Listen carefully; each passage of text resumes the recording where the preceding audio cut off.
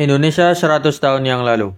Pada tahun 1925, jalan-jalan yang dipenuhi deretan pohon asem di Jawa sudah terkenal selama puluhan tahun karena keindahannya, baik bagi penduduk maupun orang asing. Namun, pohon asem memiliki kekurangan. Meskipun pohon ini terkenal dengan rindangnya dan hasil buahnya yang melimpah, ketika masih muda, pohon asem sulit untuk tumbuh subur sehingga di banyak jalan yang ditanami asem sering ditemukan celah kosong.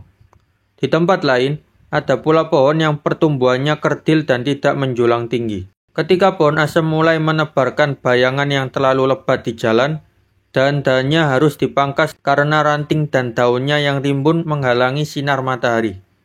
Akibatnya, jalan tidak cepat kering setelah hujan deras.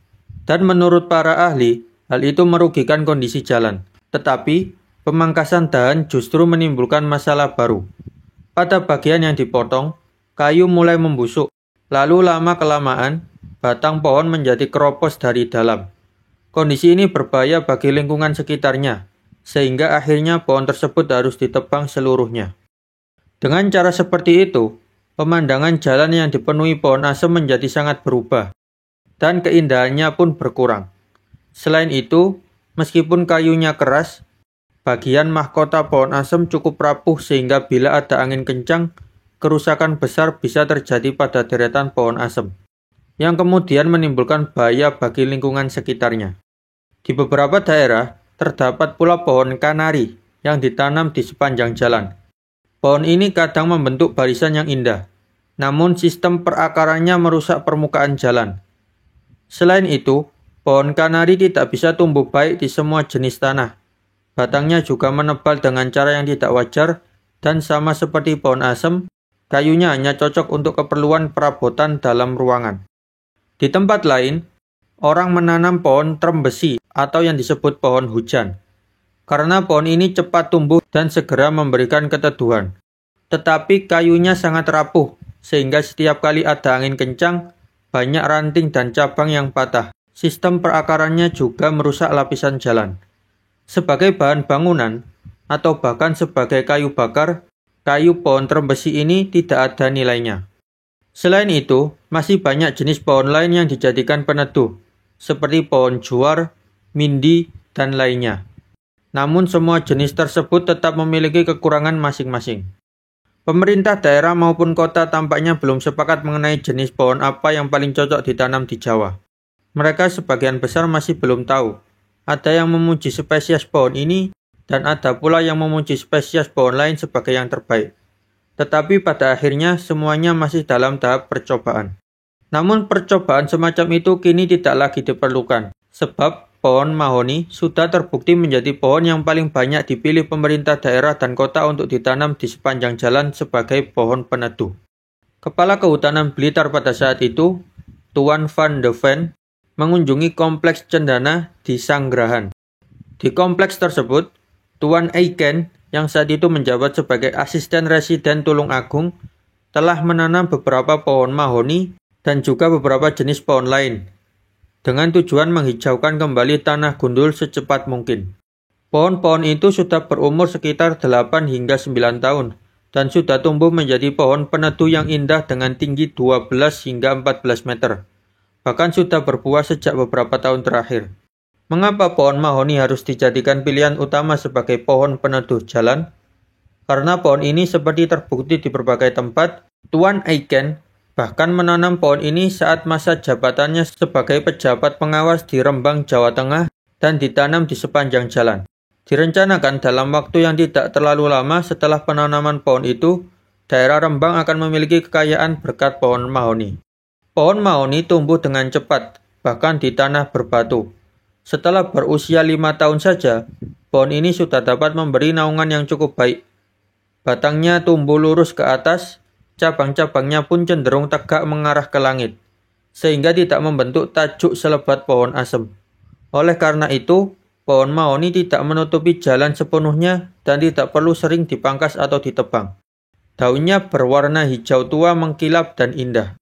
Kayunya keras, dan yang lebih penting lagi, kayu mahoni memiliki nilai jual yang sangat tinggi, mencapai hingga 350 gulden per kilo pada saat itu.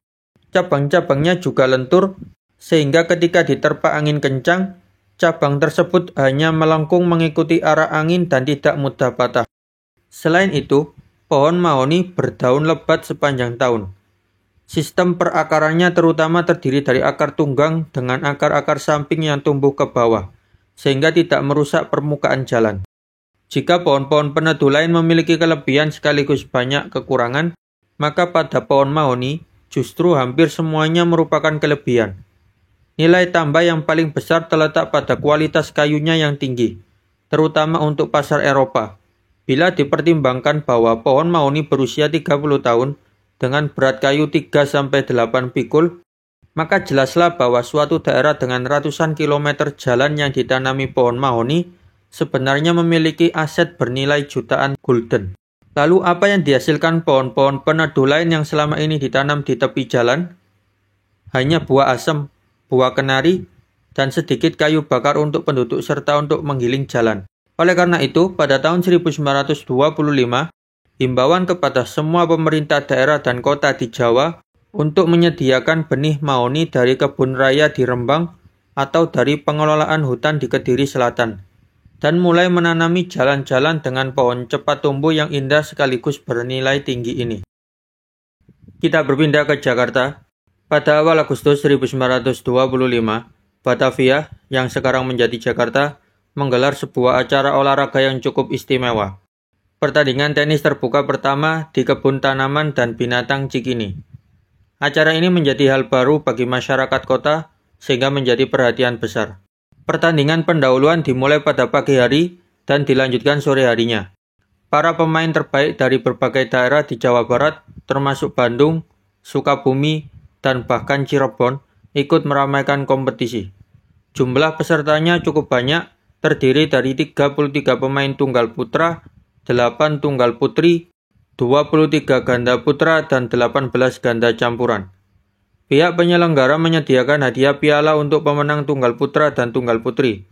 Pertandingan ini juga menarik karena menggunakan 5 lapangan keras, hardcourt, yang saat itu terbilang modern dan jarang digunakan di Hindia Belanda.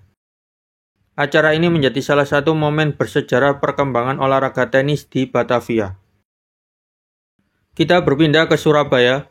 Pada Agustus 1925, sebuah insiden kereta api terjadi di jalur antara Sepanjang dan Wonokromo.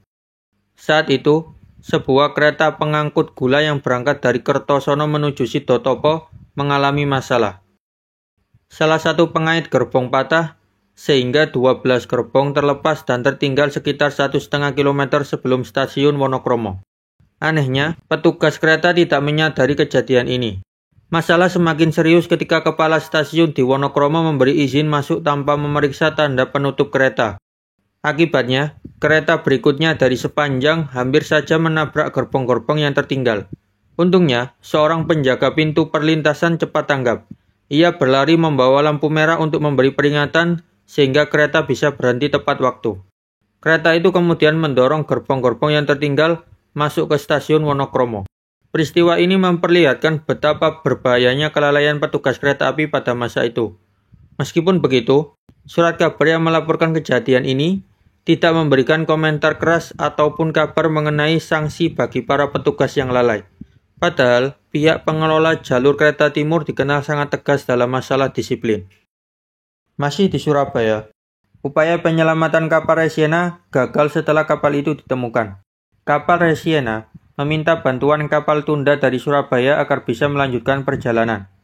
Kapal tunda Noli yang sedang dalam perjalanan menuju Resiena untuk menariknya ke Surabaya justru mengalami musibah saat melewati Bawean. Akibat cuaca buruk, kapal itu kemasukan air dan akhirnya kandas di Tanjung Alang-Alang di pulau tersebut. Oleh karena itu, kapal tunda Noli untuk sementara tidak bisa memberikan bantuan. Ada harapan kapal itu bisa dipompa agar kembali mengapung. Namun untuk saat itu, bantuan mendesak bagi Resiena tetap diperlukan. Kapal itu sebenarnya membawa persediaan makanan untuk 10 hari, tetapi kapal itu sudah terdampar lebih dari 10 hari. Oleh karena itu, diduga persediaan makanan untuk awak kapal dan penumpang sudah habis. Resiena berada di sebelah timur Laut Bawean, dan pemiliknya di Surabaya pada saat itu berusaha mengirim kapal Triton untuk memberikan bantuan. Kapal Triton dulunya adalah kapal tunda laut milik perusahaan pengerukan. Bersama kepala pelabuhan, telah dilakukan pembicaraan mengenai penyediaan awak kapal berupa seorang jurumudi, seorang nakoda, dan seorang masinis. Hingga pada saat itu masih menunggu persetujuan dari Kepala Dinas Pelayaran. Harapannya, persetujuan itu tidak akan memakan waktu yang lama, sehingga segera bisa diambil langkah-langkah untuk menolong para awak kapal yang terjebak di kapal malang tanpa baling-baling tersebut.